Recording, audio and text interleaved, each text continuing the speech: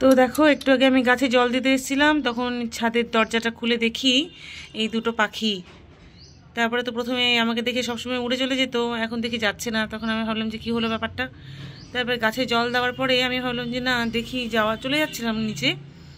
তারপরে ভাবলাম যে একটুখানি দেখি পাখিগুলো আছে কি নেই। তারপরে গিয়ে দেখি পাখিগুলো বসে আছে। আমি তারপরে ধরার চেষ্টা করলাম, দেখি ধরা দিল। প্রথমে দেখে তো ভয় পাচ্ছিল, তারপরে একটাকে নিয়ে আমি নিচে যাচ্ছি, তারপরে দেখি সিঁড়ির মধ্যে আরেকটা পাখি বসে আছে। আমি ভাবলাম ও আবার ধরা দিবে কি না। তারপরে দেখি বাড়িতে বিড়ালও আছে, ভাবছিলাম যদি খেয়ে টেয়ে ফেলে কোনো কারণে তাহলে তো খুব কষ্ট পাবো। তারপরে সিঁড়ি দিয়ে যাচ্ছি, তখন দেখি পাখিটাকে আমাকে রীতিমতো ধরা দিল। তারপরে ধরে টরে নিয়ে আমি গেলাম। তারপরে ভাবলাম যে পাখিটাকে কি করব, কি করে পরিষ্কার করব। তারপরে জল দিয়ে একটুখানি ধুতেই দেখি যে পুরো আঠা আঠা যে ভাবগুলো ছিল ওগুলা চলে গেল। তারপরে ঘরে ছাড়লাম, আমি একটু মুছে দিই। তারপরে ও ছটফট করছিল ওড়ার জন্য। তারপরে তো গেল না, আমি বললাম ছাদে নিয়ে গিয়ে ছেড়ে দিই। এবার ছাদে নিয়ে এসেছি, কিছু তো আর যাচ্ছে না।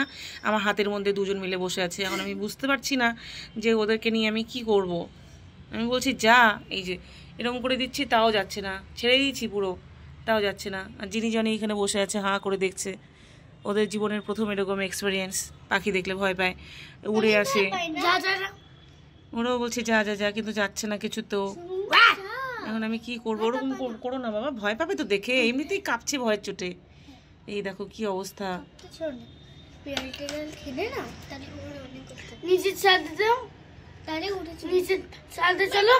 যদি বিড়াল এসে খেয়ে যায় না, নিচের ছাদে চলো, ট্রেনটা আসে না না মানে ঢুকবে। আর এটা মানে ঘুমাচ্ছে নাকি?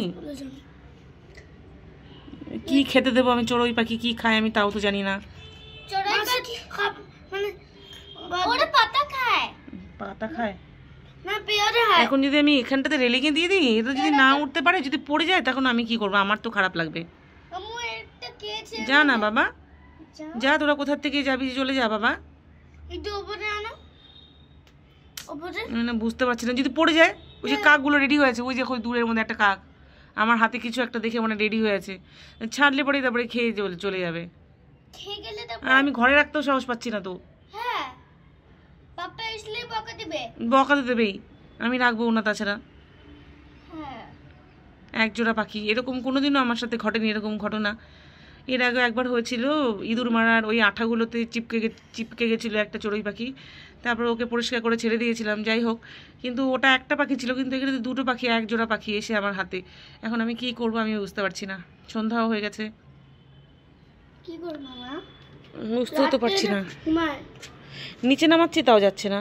দেখ তো তোদের বাড়িঘর দেখতে পাস না গিয়ে, দেখ ওপরে নিয়ে এসছি তো, দেখ ঘুরে ঘুরে দেখছে।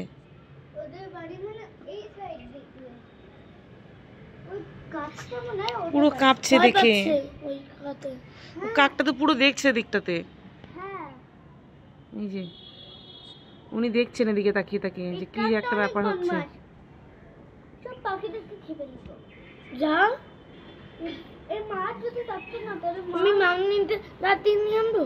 না মামুনি এখন আসবে না, ঠান্ডায় পুরো কাঁপছে।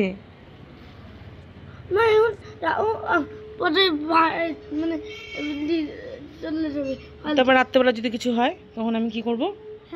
আমার তো তখন কষ্ট লাগবে না? কোথায়? হ্যাঁ, এই যে যিনি ভীষণ ভালোবাসে মন দেখতে, জনিও ভালোবাসে। যাবি?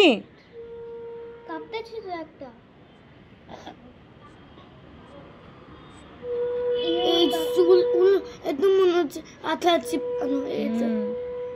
একে ধরে না না একটু আদর করতে দেখ। বাবা ই দিল, জনি ভয় পায়।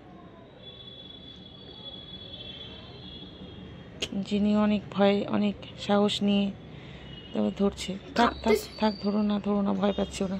ভয় পায়, ওই কাকটা উড়ে চলে গেল। এবার তোমরা যাও।